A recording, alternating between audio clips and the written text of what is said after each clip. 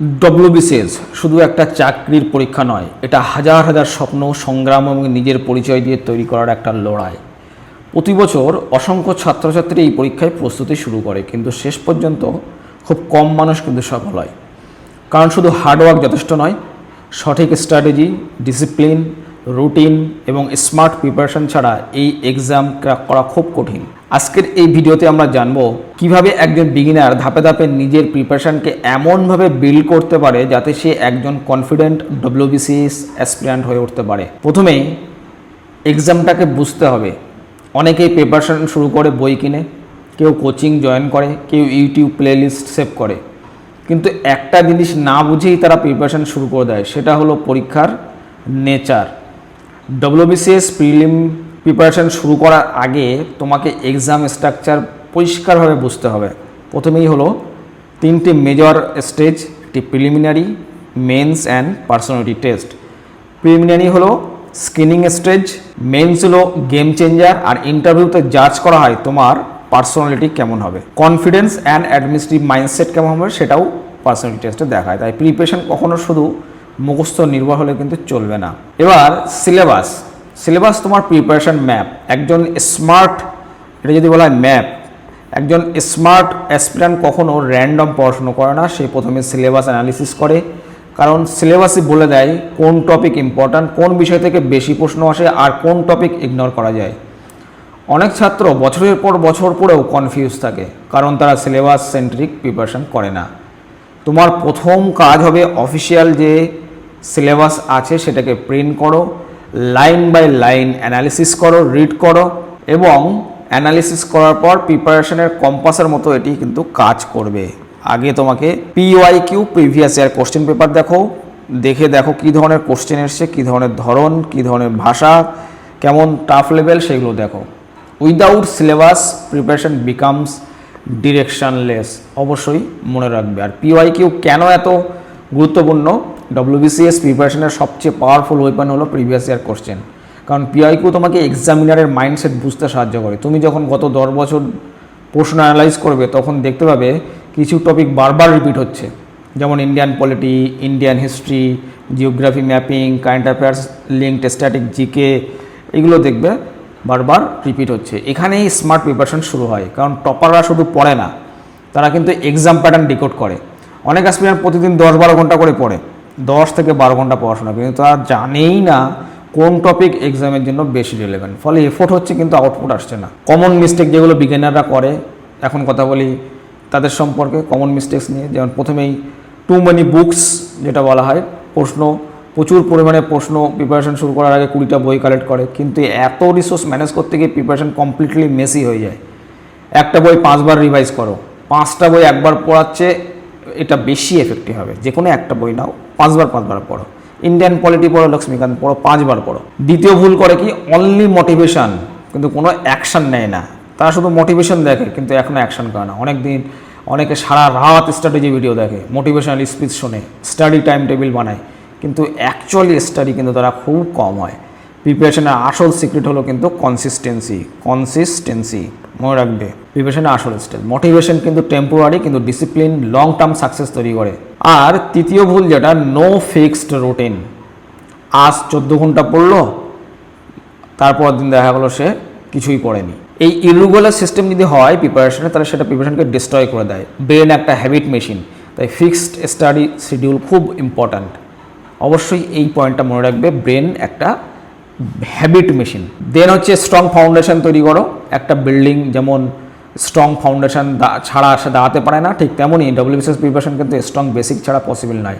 তাই শুরুতেই অ্যাডভান্স বুকের পিছনে কিন্তু ছুটবে না। রমেশ সিং পড়লাম, লক্ষ্মীকান্ত পড়লাম, পড়েই গেলাম, কিছুই বুঝতে পারলাম না, তাহলে কিন্তু এর পিছনে ছুটবে না। বেসিক কনসেপ্ট ক্লিয়ার করতে হবে, বিশেষ করে history, geography, Indian polity, economy, general science, এগুলোর উপরে। এই সাবজেক্টগুলো তোমার এন্টায়ার প্রিপারেশন জার্নির ব্যাকবোন। এনসিইআরটি লেভেল আন্ডারস্ট্যান্ডিংয়ের তৈরি করতে হবে। তৈরি করে অ্যাডভান্স প্রিপারেশন অনেক সহজ হয়ে যাবে। যদি সেটা করতে পারো তাহলে কিন্তু অনেক সহজ হয়ে যাবে। ডেইলি সিস্টেম সাকসেসের একটা ইঞ্জিন আছে বলা হয়। ডব্লিউবিসিএস ক্র্যাক করতে চাইলে তোমাকে একটা ডেইলি সিস্টেম বিল্ড করতে হবে, কারণ সাকসেস কামস ফ্রম রুটিন। এটা সবসময় মনে রাখবে, success comes from routine, fixed study hour করতে হবে। ফিক্সড স্টাডি আওয়ার একদম রেগুলার করে প্রতিদিন এক সময় পড়ার চেষ্টা করে, এতে কনসেন্ট্রেশন রিটেনশন পাওয়ার দুটোই বাড়বে। ডেইলি এমসিকিউ প্র্যাকটিস করবে, এর জন্য প্রতিদিন এমসিকিউ সলভ করা বাধ্যতামূলক। কারণ শুধু নলেজ থাকলে কিন্তু হবে না, কোশ্চেন সলভিং স্কিল অবশ্যই থাকতে হবে। এবং এমন কিছু কোশ্চেন থাকবে যে কোশ্চেনগুলো তুমি পরীক্ষাতে গিয়ে দেখবে এটা তো কোনো বইতেই আমরা পড়িনি, কারণ ওই কোশ্চেনগুলো সেরকমই কোশ্চেন যেগুলো কোশ্চেন সলভ করেই শিখতে হবে। আর কিছু কোশ্চেন আছে তুমি বই পড়লে সেই কোশ্চেনগুলো ডিরেক্ট অ্যান্সার করতে হবে। তাহলে এমন কিছু এমসিকিউ আছে, সেই এমসিকিউগুলো কিন্তু তোমাকে বই পড়ে পাওয়া যাবে না, সেগুলো এমসিকিউ সলভ করেই শিখতে হবে। তাই কোশ্চেন সলভিং স্কিল কিন্তু ডেভেলপ করতে হবে। নিউজ পেপার রিডিং যদি সম্ভব হয় নিউজ পেপার রিড করবে, কিন্তু ডব্লিউবিসিএসের জন্য নিউজ পেপার রেগুলার সময় নষ্ট না করে কোনো কম্পেন্ডিয়াম পড়ে নেওয়াই ভালো। কিন্তু যদি এটা আবার ইউপিএসসি হতো বা আমাদের বিসিএস যখন যদি ইউপিএসসি টার্গেটের মতো করে পরীক্ষা হয়, তাহলে কিন্তু আমি বলবো তখন আর এটা চলবে না। তখন তোমাকে ইউপিএসসির জন্য তখন নিউজ পেপার রেগুলার পড়তেই হবে। হ্যাঁ, তো ফোকাস করবে কোথায় কোথায় নিউজ পড়ার সময়? Government scheme, economy, environment, international relations, science technology, supreme court judgment, এইগুলো থেকে। আর রিভিশন সিস্টেম এটা শুরু করতে হবে, প্রিপারেশান ইনকমপ্লিট রিভিশন না হলে, কারণ ব্রেন ন্যাচারালি ইনফরমেশান ভুলে যায়। তাই ডেলি রিভিশন এবং উইকলি রিভিশন সাইকেল মেনটেন করতেই হবে। ডব্লিউবিসিএস প্রিপারেশন কিন্তু খুব দীর্ঘ জার্নি, এখানে শর্টকাট কাজ করে না। তাই অ্যাসপিরেন্ট প্রতিদিন ডিসিপ্লিনভাবে নিজের সিস্টেম ফলো করতে পারে, শেষ পর্যন্ত সফল হওয়ার সম্ভাবনা তারই সবচেয়ে বেশি। কারণ অফিসার হওয়ার প্রিপারেশান শুরু হয় অফিসারের ডিসিপ্লিন জীবন থেকেই, এটা সবসময় মনে রাখবে। ঠিক আছে, এখন প্রশ্ন হলো কীভাবে প্রিপারেশানকে নেক্সট লেভেলে নিয়ে যাব।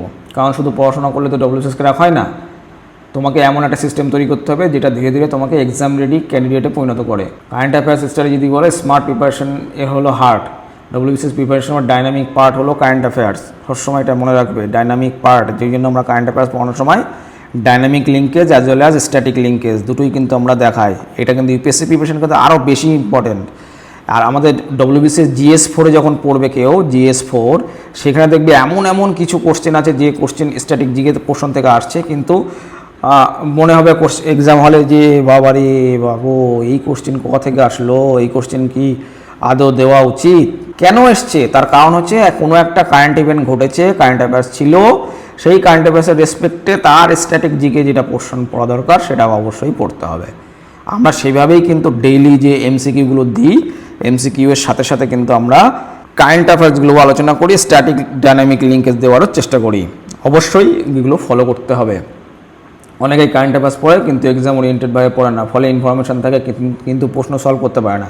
কারেন্ট অ্যাফেয়ার্স প্রিপারেশনের গোল্ডেন রুল হলো কানেক্ট কারেন্ট উইথ স্ট্যাটিক, মনে থাকবে, কারেন্ট উইথ স্ট্যাটিক, এটা অবশ্যই মনে রাখবে, স্ট্যাটিকের সাথে কানেক্ট করতে হবে। কানেক্ট, ধরো নিউজ যে G20 সামিট এসেছে, তাহলে শুধু সামিট কোথায় হলো সেটা পড়লে হবে না, সঙ্গে জানতে হবে G20 কী, মেম্বার কান্ট্রিজ কতগুলো, ইন্ডিয়ার রোল কি, গ্লোবাল ইকোনমিতে এর ইম্প্যাক্ট কী। ঠিক এইভাবে যদি সাইক্লোন নিয়ে নিউজ আসে তাহলে জিওগ্রাফির কনসেপ্ট কানেক্ট করতে হবে। এই লিঙ্কিং অ্যাবিলিটিটা টপারদের কিন্তু আলাদা করে দেয়। নোট মেকিং টেকনিক রেডি করতে হবে। আর প্রিপারেশনের একটা বড় প্রবলেম হলো ইনফরমেশন ওভারলোড। প্রতিদিন এত নিউজ, এত ফ্যাক্ট, এত ডেটা আসে যে সব কিছু মনে রাখা অসম্ভব। তাই স্মার্ট নোট মেকিং খুব গুরুত্বপূর্ণ। অনেক সময় অ্যাসপিরেন্ট শুধু নিউজ পেপার খাতায় লিখে ফেলে, এটা একটা কিন্তু হিউজ মিস্টেক। নোট হতে হবে শর্ট, ক্রিপস, রিভিশন ফ্রেন্ডলি। তবে এমন নোট বানাও যে এক্সামের আগে 15 মিনিট রিভাইজ করা যায়। তুমি একটা বিসিএসের পুরো হোল সিলেবাস অপশনাল রেডি করছো, সেটা কি পরীক্ষার আগে পুরোটা পড়ে যাওয়া সম্ভব না। যেমন গ্র্যাজুয়েশন পড়ার সময় স্টুডেন্টরা কী করে, পুরো বড় বড় নোটগুলোকে এক এক পাতা এক একটা করে নোট রেডি করে, এক পাতার নোট রেডি করে পয়েন্ট দিয়ে সেইগুলো পড়লেই তার সমস্ত কিছু পড়াশোনাটা মাথায় চলে আসে, ব্রেনে চলে আসে। যখন রিভিশন করবে সেটা থেকে রিভিশন করবে, তাহলে যেগুলো ভুলে যাচ্ছ সেগুলো আবার বই থেকে পড়ে আসলে। তাহলে এটা হবে তোমার ফানেলের মতো একটা ফিল্টার। এই ফিল্টারে প্রথমেই তুমি ঢোকার আগেই যখনই এই পয়েন্টসগুলো দেখবে, তোমার হয় ব্যাকগ্রাউন্ডে সব কিছু মনে আসবে, সাবকনসিয়াস মাইন্ডে যা সেভ করা হয়েছে পড়াশোনার সময়, রিভিশনের সময়, সেগুলো আবার তোমার কানেক্ট করতে পারবে যদি এইরকম একটা নোট রেডি করো পরীক্ষার আগে। কিন্তু এটা খুব সাহায্য করে। Use keywords, flowchart, heading, short points, এগুলো করো। কারণ রিভিশন স্পিড যত ফাস্ট হবে রিটেনশন তত স্ট্রং হবে। ঠিক আছে, স্ট্যান্ডার্ড বুক পার সাবজেক্ট, এক একটা করে স্ট্যান্ডার্ড বুক। প্রথমে তোমার এনসিইআরটি থেকে শুরু করো, এনসিইআরটি থেকে ফাউন্ডেশনটা তৈরি করো, অথবা ক্লাস 9-10 যে বইগুলো আছে সেগুলো থেকে পড়ো, জীবন মুখোপাধ্যায় পড়ো, দিয়ে ফাউন্ডেশন তৈরি করো, দেন অ্যাডভান্সে যাও। ইন্ডিয়ান পলিটি পড়ো, লক্ষ্মীকান্ত, ইন্ডিয়ান ইকোনমি পড়ো, রমেশ সিং, হ্যাঁ, এই ধরনের বই। কি বই কোথা থেকে কী ফলো করতে হবে সেগুলো নিয়ে আমরা নেক্সট 2 নম্বর ভিডিওতে আলোচনা করব। ঠিক আছে, তাহলে জিরো রিসোর্স ওভারলোড থেকে আমরা বেঁচে গেলাম। নোট কীভাবে করতে হবে আমরা দেখিয়ে দিলাম। এবার কারেন্ট অ্যাফেয়ার্স পড়ার সময় কিন্তু যে গত কথাগুলো বললাম, এক্সাম ওরিয়েন্টেড নিউজগুলো দেখতে হবে এবং স্ট্যাটিকগুলোকে কিন্তু আমাদের কানেক্ট করতে হবে, কারেন্টকে তোমার কানেক্ট করতে হবে। প্রিভিয়াস ইয়ার কোশ্চেন পেপার সম্বন্ধে বললাম। তাহলে আমরা যখনই কোনো প্রিপারেশান নিতে যাই সবসময় মনে রাখবে যে আমাদের একটা জিনিস কিন্তু আমাদের হাতে থাকে, সেটা কি? একটা সিলেবাস। WBCS পরীক্ষা যখন দিতে যাবে তখন একটাই জিনিস তোমাকে আপলোড করে দেয়, সেটা হলো সিলেবাস। এই সিলেবাসটা দেখে তুমি যখন বুঝলে যে এই জিনিসগুলো আমাকে পড়তে হবে, সে কিন্তু বলে দেয় না WBCS এর PSC থেকে যে এই বইগুলো পড়বে, তারা শুধু সিলেবাসটা দেয়। এটাই তোমার হাতে আছে এবং এইগুলো পড়ার জন্য তুমি কোন কোন সোর্স পড়বে সেটাই হচ্ছে মেন বিষয়। তারপরে তুমি আরেকটা জিনিস পাবে, সেগুলো হচ্ছে প্রিভিয়াস ইয়ার কোশ্চেন পেপার। তাহলে তুমি যখন বই পড়ছো, বইগুলো পড়ে যদি দেখো যে প্রিভিয়াস ইয়ার কোশ্চেন থেকে তুমি কিছু করতে পারছো না, তাহলে সেই বই পড়ার দরকার নেই। তাহলে এমন কিছু স্ট্যান্ডার্ড বুক পড়বে যেগুলো নিয়ে আমরা সেকেন্ড ভিডিও করব, কোন কোন বুক ফলো করব। তা সেই ধরনের কোশ্চেন পেপার যখন আমরা দেখে পারবো না সলভ করতে, তখন কিন্তু সেইগুলো আমরা ফেলে দেবো, অন্য কোনো স্ট্যান্ডার্ড বুক নিয়ে আসবো। তাহলে আমাদের যে PYQ বা প্রিভিয়াস ইয়ার কোশ্চেন পেপার কী কাজ করছে, এটা হলো ফিউচার প্রেডিকশন করছে। কোশ্চেন যদি 10 বছর দেখি এক ধরনের ট্রেন্ড থাকতে এখন আরেক ধরনের ট্রেন্ড চলে এলো, তাহলে ট্রেন্ড বোঝার জন্য PYQ দরকার এক্সামের, আর ফিউচার প্রেডিক্টর হিসেবে কাজ করে। এবং ডেলি প্রিপারেশনে কিন্তু এটা এক্সামিনার মাইন্ডে সবসময় থাকা দরকার যে এই ধরনের কোশ্চেন এসেছিল এই টপিক পড়ার সময়, বা টপিক পড়ার আগে তুমি দেখে আসো PYQতে কী ধরনের কোশ্চেন এসছে, তাহলে সেটা কিন্তু তোমার মাইন্ডে রাখতে, রিটেনশন করতেও কিন্তু ইজি হবে। এই জন্য PYQ দরকার অবশ্যই। এবং পরীক্ষার আগে পুরো একদম একটা ইয়ারের কোশ্চেন ধরে নিজে পরীক্ষা দাও, সলভ করো মক টেস্টের মতো, তাহলে বুঝতে পারবে তোমার প্রিপারেশনটা কোথায় দাঁড়িয়ে আছে। এইবার আসি মক টেস্টে, রিয়েলিটি চেক সিস্টেম যেটাকে বলা হয়। অনেক অ্যাসপিরেন্ট পড়াশোনা করে কিন্তু নিজেকে টেস্ট করে না, এটাই প্রিপারেশনের সবচেয়ে ডেঞ্জারাস উইকনেস। মক টেস্ট হলো তোমার প্রিপারেশনের মিরর, এটা মনে রাখবে। তোমাকে বলে দেয় কোথায় মিস্টেক হচ্ছে, কোথায় সাবজেক্ট উইক আছে, হ্যাঁ, দেন ম্যানেজমেন্ট কেমন, অ্যাকিউরেসি লেভেল কত। শুধু মক দিলেই হবে না, মক অ্যানালিসিস তার হচ্ছে বেশি ইম্পর্টেন্ট। একটা মক টেস্টের পর অন্তত 2 ঘন্টা তাকে অ্যানালিসিস করতে হয়। এটা অ্যানালিসিস করে দেখো কোন প্রশ্ন ভুল হয়েছে, কেন ভুল হয়েছে, গেস ওয়ার্ক কোথায় ফেল্ড হচ্ছে, কেন কোন টপিক বারবার উইক আসছে, বারবার কোন টপিক উইক হচ্ছে, তুমি অ্যান্সার করতে পারছো না। এই প্রসেসটা ধীরে ধীরে তোমার এক্সাম টেম্পারমেন্ট তৈরি করবে, তোমার স্পিড ঠিক করবে, অ্যাকিউরেসি ঠিক করবে। মক টেস্টের মাধ্যমে অ্যানালাইজ করবে মিস্টেক কোথায় কোথায় হচ্ছে, রিভিশন হবে, প্র্যাকটিস হবে, ইম্প্রুভমেন্ট হবে। রিভিশন আর প্র্যাকটিসের মাধ্যমে তোমার ইম্প্রুভমেন্ট হবে। একটা কথা বলে রাখি এখানে আরও, যেটা more on I want to add here, the mock test হলো তোমার ইভ্যালুয়েশন, কিন্তু যে তুমি MCQগুলো সলভ করো চ্যাপ্টার ওয়াইজ, সেগুলো কিন্তু তোমার প্রিপারেশান। তাহলে তুমি যদি বই পড়লে কিন্তু MCQ সলভ করলে না, তাহলে কিন্তু তোমার প্রিপারেশন কমপ্লিট হলো না। বই পড়তে হবে as well as MCQ solve করতে হবে, তার উপরে তোমাকে মক টেস্ট দিতে হবে, তাহলেই ফুল প্রুফ তোমার প্রিপারেশন রেডি হবে একটা টপিকের উপরে। এটা অবশ্যই মনে রাখবে। এবার রিভিশন সাইকেল, যেটা রিয়েল গেম চেঞ্জার বলা হয়, রিভিশন সাইকেল হলো আসল তোমার গেম চেঞ্জার। অনেক ছাত্র খুব বেশি পড়ে কিন্তু রিভাইজ খুব কম করে, ফলে এক্সামের সময় মিক্সড আপ হয়ে যায়। মনে রাখবে, reading creates familiarity, revision creates memory. Reading creates familiarity আর রিভিশন ক্রিয়েটস মেমোরি। এটা স্ট্রং রিভিশন সাইকেল ফলো করতে হবে একটা। সেটা কি আমাদের সাইকোলজির ভাষায় বলছে, যদি তুমি একবার পড়লে, যেহেতু সাইকোলজি অপশনাল ছিল, তো বলতে পারবো এটা যে যখন তুমি সাইকোলজি পড়বে, সাইকোলজি পড়লে দেখবে যে আমরা যখন কিছু পড়ি তার যদি 24 ঘন্টার মধ্যে কোনো রিভিশন না দেওয়া হয়, তাহলে আমাদের 25% রিটেনশন করে ব্রেনে থাকে, বাকি সব ভুলে যায়, বা 33% কারোর 35% এরকম। কিন্তু এটা যদি আমরা 24 ঘন্টার মধ্যে আরেকবার রিভিশন করি সেটা আমাদের 75% রিটেনশনে থাকে। তাহলে প্রথমেই আমাদের একটা শর্ট নোট করে সেটাকে একটা রিভিশন দিয়ে নিতে হবে, দিয়ে তারপর উইকলি একটা করে রিভিশন দিতে হবে। তাহলে কি হবে, মেমোরিটা ডিকে যেটা হয়ে যাওয়ার চান্স সেটা কিন্তু প্রিভেন্ট হবে। এবং মান্থলি যদি করি তাহলে আমাদের রিটেনশনটা সলিডিফাইড হবে, ব্রেনের মধ্যে ভালোভাবে থেকে যাবে মান্থলি রিভিশন হলে। তাহলে একটা স্ট্রং রিভিশন সাইকেল ফলো করো, ডেলি রিভিশন, উইকলি রিভিশন আর মান্থলি রিভিশন। যে টপিক আজ পড়লে সেটা 24 ঘন্টার মধ্যে রিভাইজ করো, তারপর 7 দিনের মধ্যে আরেকবার রিভাইজ করো। আর spaced repetition technique long term memory তৈরি করতে খুব এফেক্টিভ, এটা অবশ্যই মনে রাখবে। আলটিমেট অ্যালগোরিদম যদি বলি, অ্যান্সার রাইটিংয়ে মেন্সের আলটিমেট ওয়েপন যেটা আমরা বলি, শুধু প্রিলিমসে প্রিলিমস তো আমরা জানি ইন্টিগ্রেট, আসল কম্পিটিশন হয় কিন্তু মেন্সে। এবং মেন্সের সবচেয়ে পাওয়ারফুল স্কিল হলো অ্যান্সার রাইটিং, যেটা আমাদের অপশনাল থাকে এবং ইংলিশ বাংলা থাকে বা মাদার টাং থাকে। তো অনেকেরই নলেজ খুব ভালো থাকে কিন্তু অ্যান্সার প্রেজেন্টেশন উইক হওয়ার কারণে মার্কস কিন্তু কম আসে। একটা গুড অ্যান্সারের মধ্যে থাকতে হবে ক্লিয়ার ইন্ট্রোডাকশান থাকতে হবে, স্ট্রাকচার বডি থাকতে হবে, ব্যালেন্সড অ্যানালিসিস থাকতে হবে আর প্রপার কনক্লুশন থাকতে হবে। তাহলে ইউজ করবে কি, হেডিং, সাবহেডিং, ডায়াগ্রাম বা ইম্পর্ট্যান্ট কিওয়ার্ড এগুলোকে দেবে, ভিতরে ঢোকাবে। আর কারণ এক্সামিনাররা প্রথমেই কিন্তু প্রেজেন্টেশন নোটিশ করে, প্রেজেন্টেশন ভালো হলে তাহলে কিন্তু বডির মধ্যে ঢোকে, না হলে গতানুগতিক গড় নাম্বার দিয়ে বেরিয়ে যায়। আর একটি গুরুত্বপূর্ণ বিষয় হলো প্র্যাকটিস উইদাউট ফিয়ার। প্রথমে অ্যান্সার রাইটিং খারাপ হবে কিন্তু ডেইলি প্র্যাকটিস করলে ধীরে ধীরে কিন্তু সেটা ইমপ্রুভমেন্ট হবে। তাহলে আমরা যেটা দেখতে পাচ্ছি যে রিপিট আনটিল সিলেকশন কী করব, রিড অ্যাকোয়ার্ড নলেজ, যেটা আমরা শিখছি সেটাকে রিড করো নলেজ অ্যাকোয়ার করার জন্য, তারপর সেটাকে বোঝো কনসেপ্ট ক্ল্যারিটির জন্য, তারপর সেটাকে রিভাইজ করো মেমোরিতে রাখার জন্য, তারপর সেটা তুমিকে প্র্যাকটিস করো ভায়া PYQ অ্যান্ড মক টেস্ট। এটাই হলো তোমার রিপিট হতে হবে, এই প্রিপারেশানটা বারবার এইভাবে রিপিট করতে হবে। আর মাইন্ডসেট যদি আমরা বলি তাহলে তো বুঝতেই পারছো কনসিস্টেন্সি থাকতেই হবে। হ্যাঁ, সাকসেস ফর্মুলা যদি আমরা বলি তাহলে কিন্তু কনসিস্টেন্সি আর ডিসিপ্লিন এই দুটো জিনিস খুবই দরকার। Consistency beats motivation, discipline beats talent. Consistency আর ডিসিপ্লিন থাকলেই কিন্তু ধারাবাহিকতা থাকলেই কিন্তু সে পরীক্ষায় পাশ করে যাবে। যতই তার মোটিভেশন থাক, সে যদি ডিসিপ্লিন বা কনসিস্টেন্সি না থাকে তার মধ্যে, তাহলে সে কিন্তু পারবে না। ওই জন্য ডেইলি তাকে ছোটো স্টেপ নিয়ে স্মল প্রোগ্রেস করতে হবে। এভরি টপার কিন্তু 0 থেকে শুরু করে, প্রত্যেকটা টপারই কিন্তু 0 থেকে শুরু করে, তারপরেই সে টপার হয়, এটা সবসময় মনে রাখবে।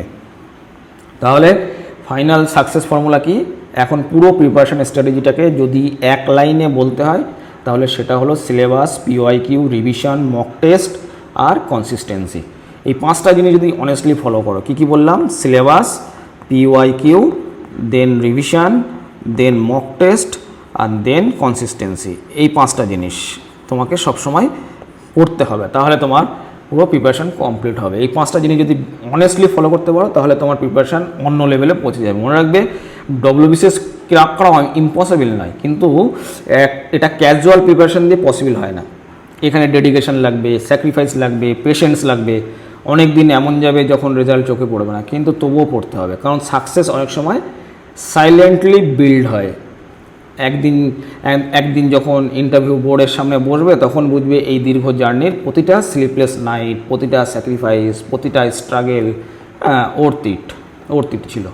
তাই আজ থেকে প্রিপারেশন শুরু করো, পারফেক্ট মোমেন্টের অপেক্ষা করো না। কারণ ফিউচার অফিসার্সরা আর not created by motivation alone, তারা কিন্তু প্র্যাকটিসের মাধ্যমে, তারা কনসিস্টেন্সি অ্যান্ড ডিসিপ্লিনের মাধ্যমেই কিন্তু তারা অফিসার হয়েছে। They are created by discipline, consistency and unstoppable determination. এইগুলো অবশ্যই মনে রাখবে। তো আশা করছি তোমরা মোটামুটি বুঝতে পেরেছো কীভাবে নিজেকে তৈরি করতে হবে প্রিপারেশনের আগে। এর পরের ভিডিওতে আমরা প্রিপারেশনে কীভাবে ঢুকবো, কী বই ফলো করব সেইগুলো নিয়ে আলোচনা করব, এবং প্রত্যেক সপ্তাহে একটা করে আমরা কীভাবে স্ট্র্যাটেজি নিয়ে WBCS এবং WBCS মেন্স, দেন অন্যান্য পরীক্ষা PSC মিসেলেনিয়াস, দেন এরপরে যদি UPSC বেসিসে WBCS হয় তাহলে এইগুলো আমরা প্রত্যেকটা একটা আলাদা ক্লাস করতে যাব। প্রত্যেক সপ্তাহে একটা করে এই ধরনের ক্লাস থাকবে। তো আশা করছি তোমরা যারা প্রথমবার শুরু করছো তারা এই ভিডিও থেকে অনেকটাই হেল্প পাবে। আর যদি কোনো কিছু জানার থেকে অবশ্যই কমেন্ট করবে, না হলে তো আমাদের হোয়াটসঅ্যাপ এবং টেলিগ্রাম চ্যানেল আছেই, সেখানে জয়েন হয়ে থাকবে। যদি ভিডিওটা ভালো লাগে অবশ্যই লাইক, শেয়ার অ্যান্ড কমেন্ট করে যাবে এবং সাবস্ক্রিপশন করতে ভুলবে না। তাহলে আজকে এই পর্যন্ত, দেখা হচ্ছে আগামী ভিডিওতে।